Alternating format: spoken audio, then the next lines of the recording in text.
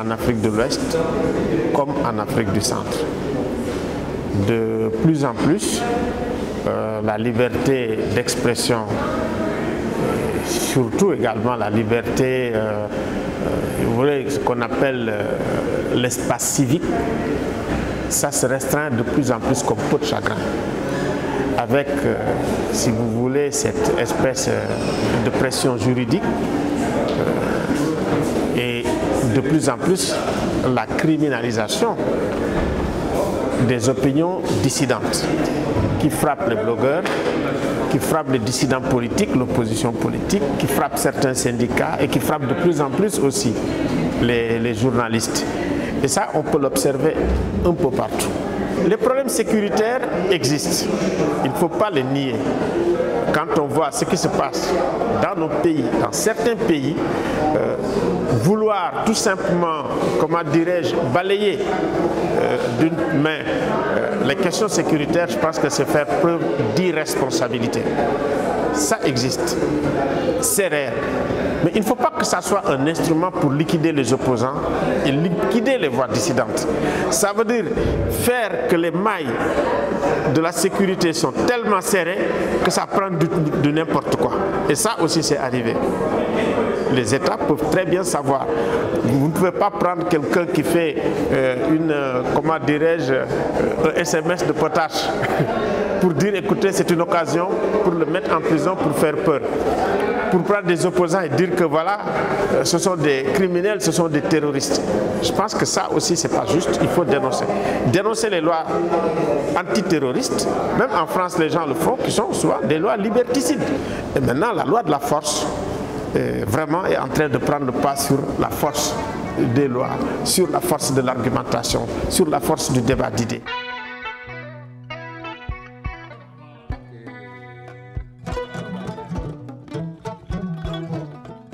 La politique, elle est marginale. Quand tu regardes par exemple Twitter ou autre, c'est très rare même de voir les opposants dans Twitter.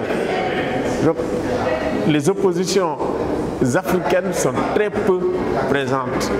Donc leurs sensibilités sont représentées de façon marginale par certains noms que tu vois, 2, 3, machins, etc.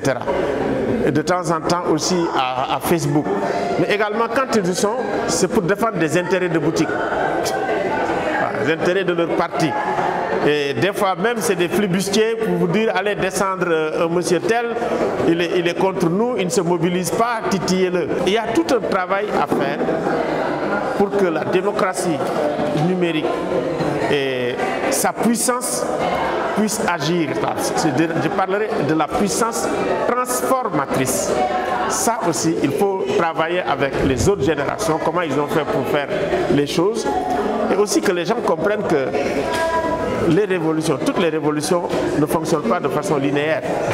Les évolutions se font en zigzag.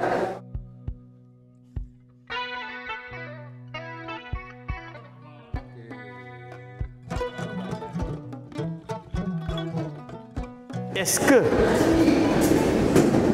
la démocratie numérique ou bien le recours au numérique pour, si vous voulez, mobiliser, pour toucher les gens, pour faire agir, est-ce que ça suffit? Je me suis dit, il faut alterner les deux. C'est-à-dire que tant que vous êtes dans votre bulle, ça peut être aussi une bulle plus ou moins abstraite dans laquelle vous êtes. Vous pensez que vous faites bouger les choses, mais en réalité, vous bougez beaucoup.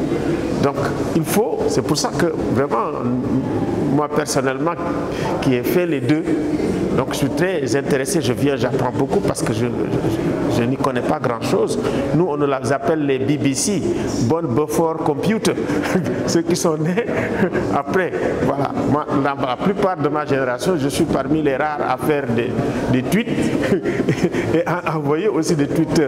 Quand je parle avec mes collègues qui sont quand même des universitaires, ils en ont peur. C'est de façon exceptionnelle que vous les voyez, alors qu'aujourd'hui c'est l'outil, c'est la culture, cette technologie, c'est la culture de la génération nouvelle. C'est par elle que les gens de Yanama, les gens de Balai Citoyen, etc. ont beaucoup utilisé cette arme pour mobiliser cette génération. Maintenant, nous avons besoin effectivement d'être en confrontation avec cette jeunesse, avec sa nouvelle culture, nous appuyer également sur la révolution numérique et digitale pour faire avancer la démocratie, faire avancer les libertés fondamentales, faire avancer les droits humains. Parce qu'aujourd'hui, il n'y a aucune institution dans le monde qui ne s'appuie sur effectivement aussi le digital, Twitter. Tous les chefs d'État ont leur compte, la plupart des ministres y ont leur compte, les institutions des Nations Unies y ont leur compte. C'est pour ça que je dis que c'est extrêmement riche. Et il faut de plus en plus effectivement brancher les gens et également avoir un usage politique efficace qui permette de renforcer. Je sais que les organisations internationales le font, mais en réalité, quand vous allez là-bas aussi, ce ne sont que les militants et les activistes qui suivent, qui follow. Voilà, donc le fait de compartimenter les choses.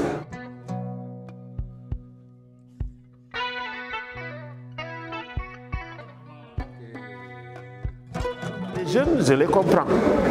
La politique ne fait plus sens. Les gens se jettent de plus en plus dans la religion, que ce soit islamique ou les évangélistes. Quand vous regardez en Afrique, c'est ça qui est la valeur refuge. Et ça veut dire effectivement que nous sommes dans des impasses politiques sérieuses qu'il faut réfléchir, déconstruire pour proposer et réinventer autre chose. Et s'il n'y a pas une réflexion pour se dire, tiens, quelles sont les causes profondes pour que nos fils, nos filles prennent le risque de traverser le désert, de mourir dans le désert et de mourir en mer. Et il paraît qu'il y a plus de 15 000 qui sont morts depuis quand même ces années. Donc, si les Africains ne s'assoient pas pour regarder la politique d'immigration et arrêter de subir la politique d'immigration de l'Europe, où allons-nous? Nous avons impérativement l'obligation de regarder cette affaire pour trouver une solution. Deuxième problème, et c'est la même génération, c'est les gens de Boko Haram. C'est votre génération aussi, qui utilise les mêmes méthodes, mais qui se disent, mais écoute, pour changer les choses, tellement la situation est corrompue, il nous faut prendre les armes et tourner ça contre la mère Afrique. Ça aussi, c'est un échec fondamental. Et que les gens aient recours vraiment à d'autres idéologies aujourd'hui pour pouvoir le faire. Donc, les causes profondes de ces choses-là, ce n'est pas seulement les armes. C'est un peu partout où les gens ont utilisé les armes, ça a beaucoup plus amplifié les choses qu'autre chose. Donc, c'est une obligation aussi pour nous de dire, écoute, on n'a qu'à se pencher sur ça.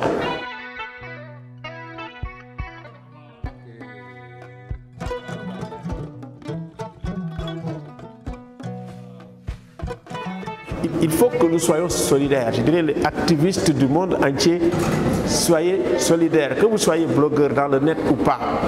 Et c'est cette solidarité-là qui manque aujourd'hui. Par exemple, quand le Burkina a des problèmes, bon, il n'y a que les Burkinabés qui se débrouillent. Or, le Burkina, quand même, avait produit quelque chose. À l'époque, c'est l'Union interafricaine des droits de l'homme, avec Ali Douédraogo, à qui il faut rendre hommage.